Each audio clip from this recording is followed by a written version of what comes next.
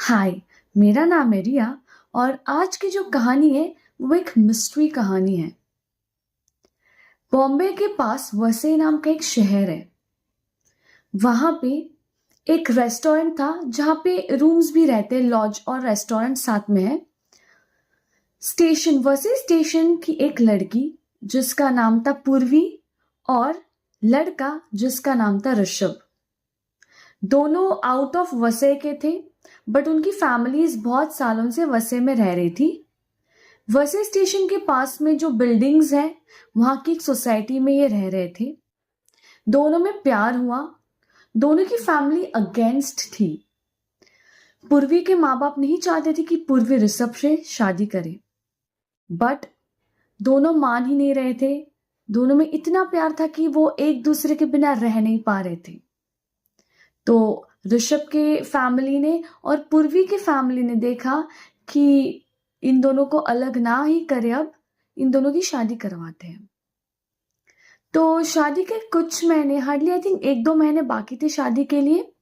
और ऋषभ और पूर्वी वो उस रेस्टोरेंट का नाम नहीं ले सकती, बट उस रेस्टोरेंट के जो रूम्स थे, लॉज, वहां पे गए।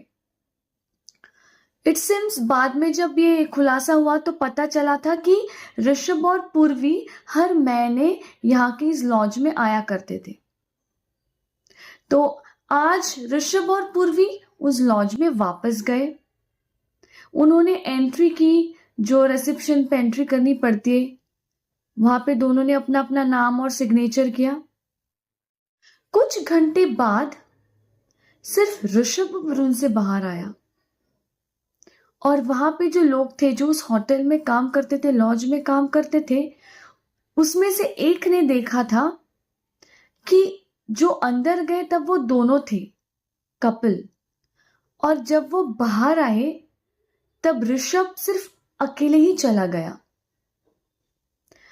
ये जो वेटर था, वहां पे जो स्टाफ था ये काम करने वाला, उसको ये कुछ अजीब लगा। उसने, जो उस होटल का, लॉज का मैनेजर था, बार बार होटल आ रहा है बट वो लॉज था, तो वहां का जो मैनेजर था, उसने ये बात उस मैनेजर को बताई कि सर, ये जो अभी लड़का गया ना, ये जब आया था कुछ घंटों पहले, तब ये किसी लड़की के साथ था और अभी ये अकेले चला गया। तो उन्होंने सीसीटीवी कैमरा का जो फुटेज था वो चेक किया, तो उस फुटेज में पता चला कि हाँ, लड़का लड़की के साथ ही आया था और ये जाते वक्त अकेले गया। जिस रूम में ये दोनों रह रहे थे, रूम लिया था, इन्होंने जाके वो रूम का दरवाजा खोलने की कोशिश की। मैनेजर और 2-3 जो स्टाफ थे उनके लॉज में काम करने वाले, उन्होंने जाके रूम का दरवाजा ओपन करने की कोशिश की। जब वो रूम का दरवाजा ओपन करने की कोशिश की, ऐसे पता चला कि वो रूम ओपन ही नहीं हो रहा है। पता नहीं वो रूम क्यों नहीं ओपन हो रहा था। हालांकि ऋषभ जब रूम से बाहर निकला था तो रूम तो ओपन होना ही चाहिए, बट वो रूम अंदर से वापस लॉक हो गया था। तो जो मैनेजर था उसने वो दूसरी चाबी ली जिससे वो रूम ओपन कर सकते हैं, और मैनेजर ने उसी 2-3 स्टाफ को अपने साथ लेके जाकर वो जब रूम ओपन किया तो उनकी आंखें खुली की खुली रह गई। पूर्वी जो थी वो बेड पे लेटी हुई थी। उन्होंने जाके पूर्वी की सांस चेक करने की कोशिश की, ब्रीदिंग ना, वो ब्रीदिंग कर रही है कि नहीं, ऑक्सीजन ले पा रही है कि नहीं, इनहेल एक्सलेशन कर पा रही है कि नहीं। तो देखा गया कि पूर्वी की सांस रुक चुकी थी, पूर्वी मर चुकी थी। जैसे ये पता लगा उन्हें, पूरे उस लॉन्ज में हड़बड़ी मच गई। पुलिस को बुलाया गया, वसई पुलिस। उन्होंने आके जब देखा तो ऐसी कोई चीज मिली नहीं जिससे पूर्वी की डेथ की गई है, पूर्वी को मार डाला है। बट बाद में पता लगा है कि जो पिलो थी, तकिया, तो ऋषभ ने पूर्वी के मुंह पे वो तकिया दबा के पूर्वी की जान ली थी। जब ये बात पूर्वी के घर वालों को पता चली, वो बहुत रोए, बहुत रोए। ये जब न्यूज पूर्वी की मम्मी को पता चली, पूर्वी की मम्मी बेहोश हो गई।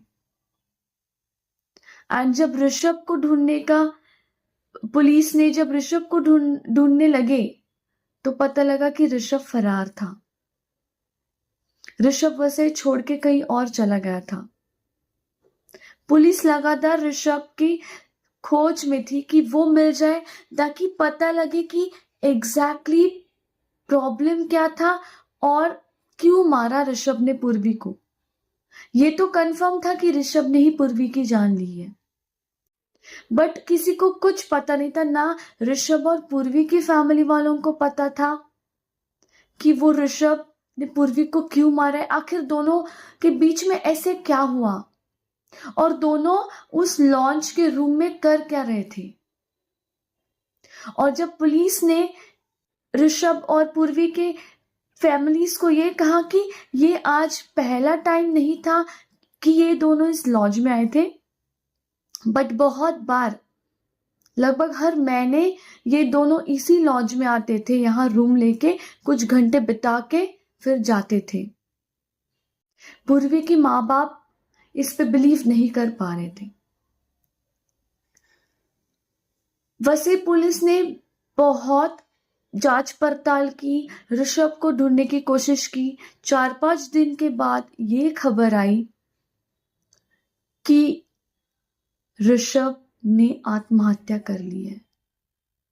ऋषभ फरार होके ऋषभ रांची चला गया था। रांची में ऋषभ का गांव था और ऋषभ ने वहां जाके अपने आप को फांसी लगाई।